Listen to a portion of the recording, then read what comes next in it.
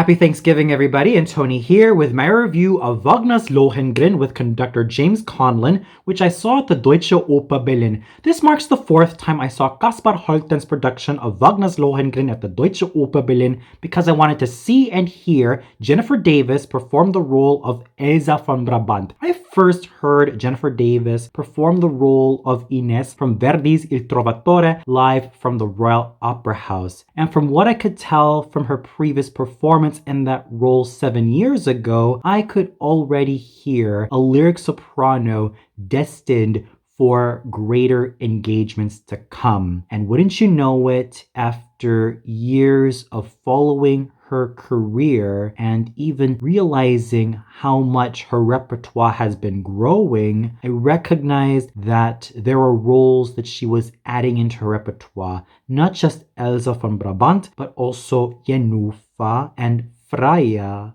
from Jenuffa and Rheingold respectively, and even the more taxing role of Helmwige from Die Walküre. Her voice has definitely blossomed into a full lyric soprano in the vein of Elisabeth Schwarzkopf and Lisa della Casa, and this is attributed to that silvery, crystalline, and absolute clarity that she was able to produce, especially when it's reflected by the youthfulness that she was able to emit as Elsa from Brabant. And speaking of youthfulness, another personal favorite Elsa von Brabant that is in that similar vein was none other than Gundula Janowitz, who also had easy, ringing, and crystal clear top notes to make Elsa this virginal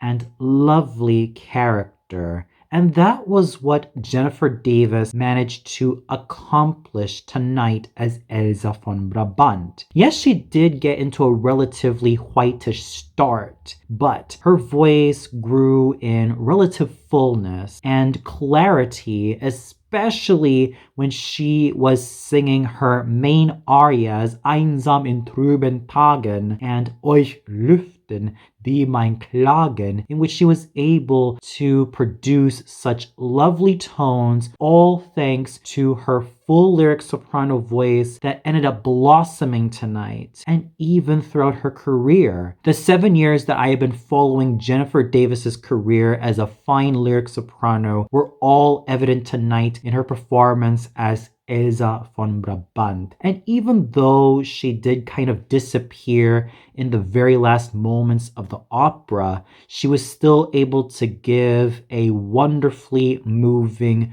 portrayal as Elsa von Brabant, all reflected in her youthful sounding lyric soprano voice and how she was able to embody this character with grace, beauty, and sensitivity. And that sensitivity is not just reflected in the way she was able to embody this role, but also how she was able to sing the entire role of Elsa von Brabant. The only attribute that worked against her favor is a relative deficiency in fullness, body, and richness. Because it's not just the likes of Elisabeth Schwarzkopf, Lisa della Casa, and Gundula Janowitz that I've always loved as Elsa von Brabant, but also fuller sounding voices like Maria Müller, Maria Reining, Eleanor Stieber, Annelies Küpper,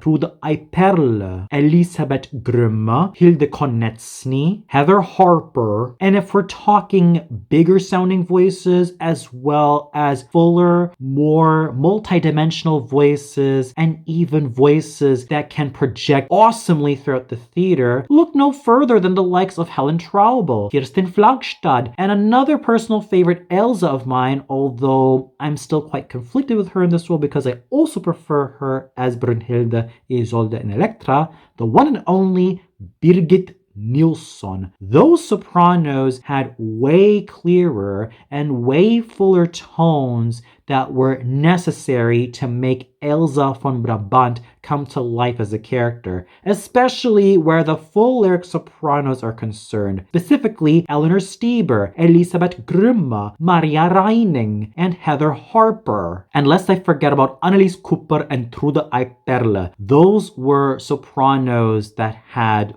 fuller sounding voices and that also maintained those crystalline high notes that managed to make Elsa von Brabant come to life as a character. Nevertheless, with Jennifer Davis, I still have to salute her for what she was able to emit as Elsa von Brabant, from her sensitivity in the role all the way up to her full lyric soprano voice being put to fine use as this fine and noble young lady. So I still have to give my hat off to Jennifer Davis for what she was able to accomplish as Elsa von Brabant. Yulia Matochkina was wonderfully amazing as Ortrud, and I definitely hear the growth in her voice compared to 4 years ago when she sang Carmen at the Deutsche Oper Berlin. There was a lot more chestiness, and there was a lot more coordination throughout the registers, and there was a lot more dimension to be heard in her voice, especially where she was able to take great advantage of her chest tones were concerned. She was able to just coordinate her voice that well, and what she was able to accomplish as Ortrud managed to be full of strength and full of great involvement in the character, to the point where I was totally transfixed with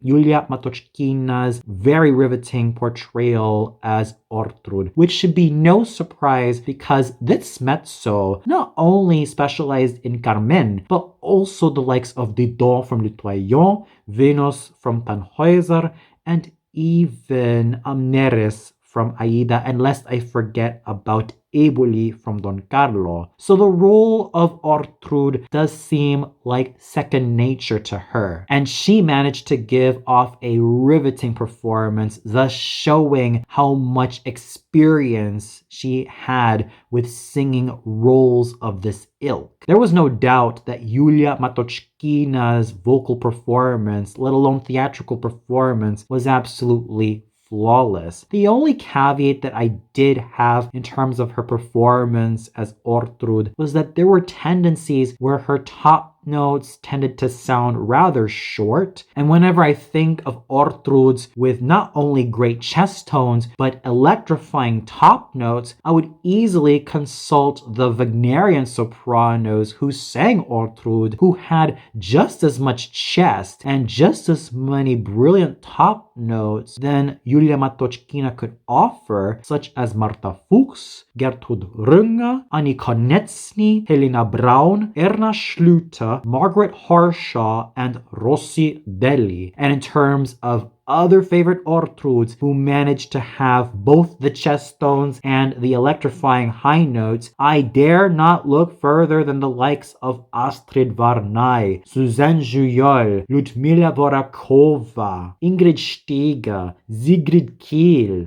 Nadezhda Kniplova, and Isolde Eichlepp. Those were sopranos that had electrifying top notes as well as wonderfully full chest tones. And if we're talking genuine mezzos who also had all that, look no further than Karin Brancel, Kerstin Thorborg, Eleonora de Cisneros, and my other personal favorite Ortrud of all time, who was such an unparalleled singing actress, the one and only Christa Ludwig, especially where her show-stopping Entweihte Götter was concerned, and even the final moments where she sang and belted out such an electrifying Fahrheim before she ends up being defeated. And in terms of comparing Yulia Matochkina to a lot of these old school dramatic sopranos and old school mezzo sopranos, yes, she could boost up a lot more in charisma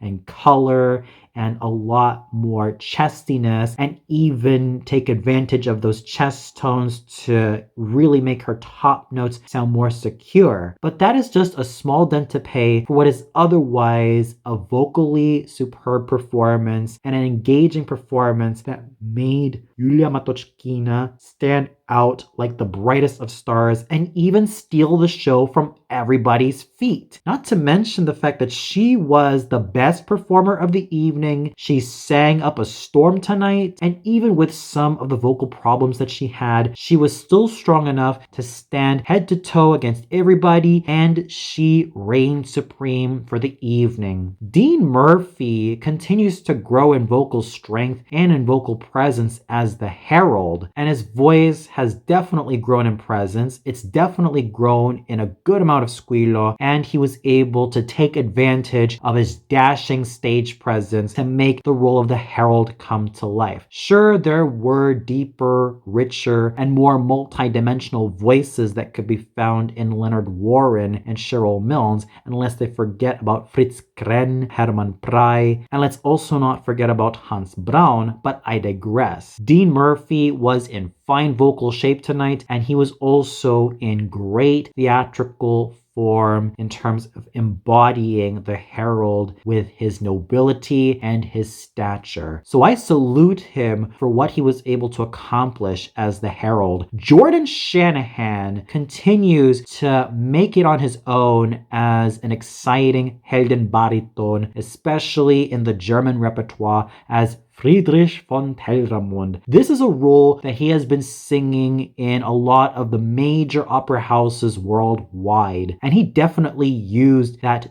dark and exciting voice of his to make Telramund come to life. Yes, there is that crudeness that has become a trademark vocal characteristic of Jordan Shanahan, especially considering that he sang other Wagner villain baritone roles such as Klingsor from Parsifal and Alberich from the Ring Tetralogy, and even rough characters like Kurvenal from Tristan und Isolde, and vocally exciting and visceral characters like Johanna Ann from Salome. And he was definitely in his A game tonight. One could argue that he could be a lot more vocally dark and more vocally cavernous in the direction of Ferdinand Franz or Friedrich Schor, or my personal all-time favorites being Hermann Ude and Gustav Neidlinger, especially where Gustav Neidlinger's trademark bass baritone voice that is dark, haunting, and visceral, let alone virile, is concerned. And mind you, Gustav Neidlinger is not only my personal favorite Telramund, but also my personal favorite Kotna, Night Watchman, and Hans Sachs, let alone my favorite Klingsor and Alberich of all time, and Telramund ranks up superbly with the best. However, in terms of Jordan Shanahan, he continues to be in a class of his own, all thanks to his commanding stage presence and how he was able to portray the moral conflicts of Telramund. He knows that what he's doing might be just, but he is an extremely misguided nobleman who goes about it in not the best ways possible, and Jordan Shanahan managed to portray that aspect about Telramund really superbly, and I continue to salute him and all of his strong efforts and continuing to be in a class of his own in the best possible way as a Heldenbariton, specializing in all of these villainous, snarling, yet virile and interesting and complex roles. David Butt Philip was sufficiently vocally imposing as Lohengrin, and he was able to also use his lyric tenor roots to make Lohengrin a sufficiently interesting character, especially where his voice was concerned. Yes, there was still that roughness in his voice and that edge that makes him a lot more suitable for Erik in Der Fliegende Hollander, or even more morally ambiguous characters like Loge from Rheingold, and rougher characters like Canio and Turidu from Pagliacci and Cavalleria Rusticana respectively, let alone more exciting characters like Cavaradossi from Tosca. And that vocal roughness for Lohengrin is a bit awkward to listen to, considering that he has his moments of trying to let out his voice as much as he can to produce some of the biggest sounds and to just let it all out, which he did so well. But sometimes it is at the expense of trying to find a little bit more nuance. And try as he did, he managed to do it rather well, but there were times that he could have benefited from a little bit more dimension and a little bit more nuance in making his vocal performance as Lohengrin not necessarily monochromatic, but a little bit more multi-dimensional. His efforts in singing Lohengrin were still strong as ever, given that he was able to make a fine effort in singing his Grail song Infernem Land with sufficient beauty and sufficient clarion might that he was able to win me over as this mysterious yet pure knight. Not to mention there were moments where he was able to find some very flawed aspects of Lohengrin, like being impulsive with Elsa, sometimes being a little bit more opportunistic with King Henry the Fowler and the Herald, and being not necessarily the uber nice guy that everybody likes, but he also does show that more human side to Lohengrin, which he was able to do quite well, although one can argue that he could have just kept to the more reserved and dignified aspect of Lohengrin and not necessarily diverge from what this character really is. And when it comes to complete voices for Lohengrin, my ears would always turn their attention to Peter Anders, Lorenz Feijenberger, Wolfgang Wingassen,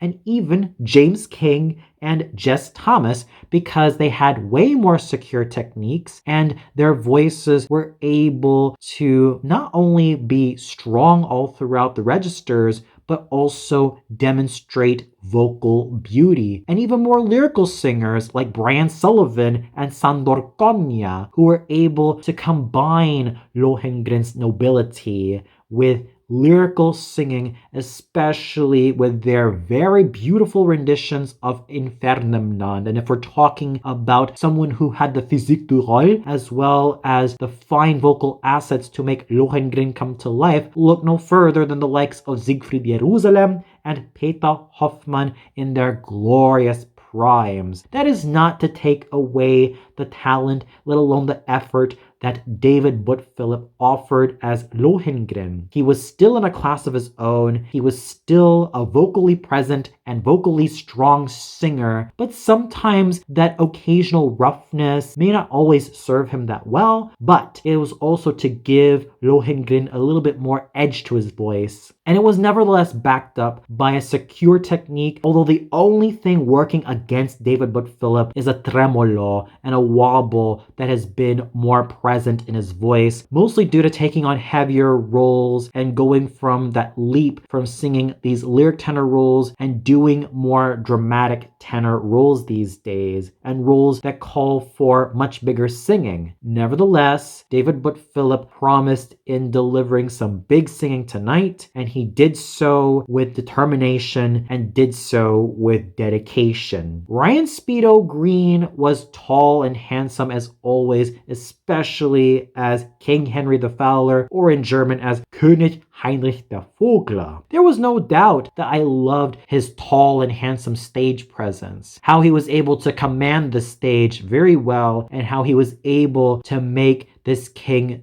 dignified yet human at the same time. And I also liked the darkness that was able to grow with his basso cantante voice, and he was able to sing those low notes superbly, all thanks to that cavernousness that he managed to gain from those years of singing, specifically finding his way in the bigger basso cantante roles in the Wagnerian repertoire, let alone the Verdian repertoire, from Sparafugile to tonight's performance of King Henry the Fowler. What was working against Ryan Speedo Green was throatiness, tremolos, and inverted vibratos that tended to sound rather distracting. And there were some occasions where he did sound nasal when he should actually sing a lot more pharyngally, eliminate mask singing, and just stick with more pharyngeal singing so that his voice can become a lot clearer and less throaty. Besides, it says something when basso cantantes who sang King Henry the Fowler, such as Ferdinand Franz,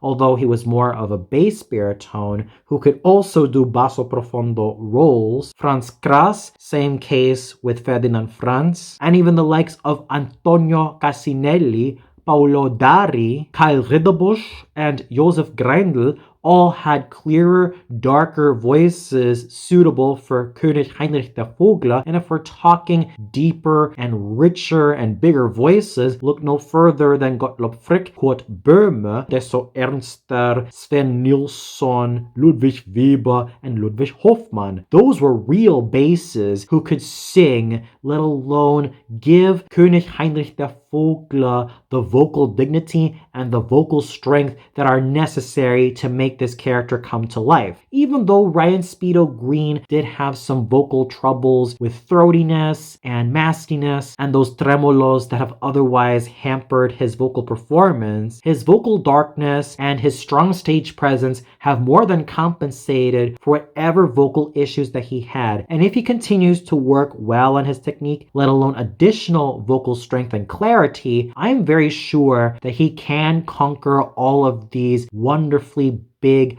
basso cantante / basso profondo roles with open arms. In fact, I could definitely hear him as Cardinal de Broglie from La Juive, and even Marcel from Les Huguenots, let alone Bertram from Robert le Diable. The possibilities for Ryan Speedo Green are absolutely endless so long as he continues to strengthen and clarify his instrument with everything he's got. There was also some really good singing found in The Four Noblemen in the forms of Patrick Cook's strong dramatic tenor voice being put to fine use as the first nobleman, Chance-Jonas O'Toole's silvery light lyric tenor voice as the second nobleman, Christian Simmons, who had this darkness in his basso cantante voice, as the third nobleman, and Artur Garbas, who has all the potential in the world to sing all of these cavalier baritone roles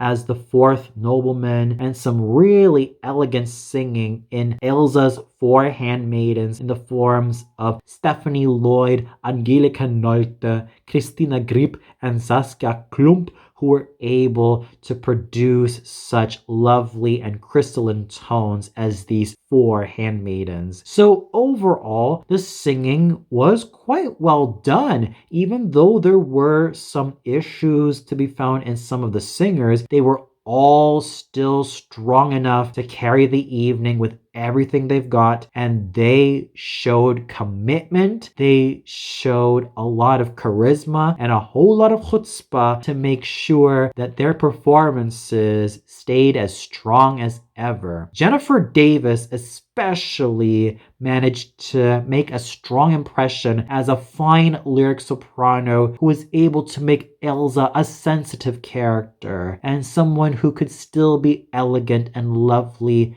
to listen to and watch on stage. And it's all thanks to her trademark lyric soprano voice that managed to make her performance as Elsa enjoyable. And here's also hoping that she remains in the lyric soprano repertoire, let alone the lyrico spinto / jugendlich dramatischer Sopran repertoire, and not stray too far from that particular region, because she does have a fine future with all of these beautiful full lyric soprano roles, especially as Eva Pogner from Meistersinger von Nürnberg, and even the likes of Agathe from Der Freischütz, Arabella from Arabella, and Christina Storch from Intermezzo. And lest I forget about Suor Angelica, Alice Ford, and Desdemona. Those roles, whether they be from the German repertoire or from the Italian repertoire, are roles that Jennifer Davis should continue on singing because she does have a delicate lyric soprano voice, and I do not want to hear it being squandered by having her sing all of these overly big roles that would have been way too much for her delicate lyric soprano voice. Aside from Jennifer Davis striking a strong first impression as Elsa, at least in my opinion, Yulia Matochkina was able to be equally strong as Ortrud, if not stronger in that particular role, even to the point where she stole the show from everybody's feet and remained on top of the singer food chain as the best performer of the evening. I also have to give a lot of kudos to Dean Murphy, Jordan Shanahan, David Phillip, and Ryan Speedo Green for making great efforts in their respective roles as the Herald, Telramund, Lohengrin, and King Henry the Fowler. Even with some vocal issues here and there, they were still strong vocal interpreters. They were still strong singers all throughout, and I would love to keep on seeing them grow from strength to strength in every role they continue to sing in. They were able to show a lot of strength and determination, as well as sheer professionalism in everything that they have been singing. And here's also hoping that they will continue to reach a lot of newer and exciting heights in everything that they do. And I cannot forget about the equally fine efforts accomplished by Patrick Cook, Chance-Jonas O'Toole, Christian Simmons, Artur Garbas, Stephanie Lloyd, Angelica Nolte, Christina Grip, and Saskia Klump. All of them did superbly, and they were able to buttress, let alone bolster, the entire vocal performance of the evening. The conducting done by James Conlon was sufficiently exciting and really involving when I was listening to how he was able to get the orchestra engaged. However, there were occasions where he let the brass play it on way too loudly, and there were also occasions where he could have used a little bit more nuance, a little bit more stepping back, and just let the singers do their thing. And there were also occasions where I felt like he should have just toned down on the excess brass and the excess percussion if he is to make a more overwhelming orchestral performance. Nevertheless, he was still able to keep the orchestra players involved. He was also able to build up some sufficient tension in certain moments of the opera, and he also made sure that everybody from the singers to the orchestra members, the chorus members, stayed on point with him. And what more can you expect from the chorus and orchestra of the Deutsche Oper Berlin? They were all in tip-top shape all throughout, and as always, they have been reliable and strong, as well as bolstering the entire performance, all thanks to their reliability as well as their sheer professionalism. So with Jennifer Davis taking the helm in a lot of these leading lady roles, especially when it comes to Elsa von Brabant tonight, she was able to win me over as a full lyric soprano capable of mastering these type of roles suitable for her delicate lyric soprano voice that can sing with beauty, that can sing with fine coordination from head voice to chest voice, and a voice that can grow in color, let alone in charisma. She definitely has a fine future ahead of her in all of these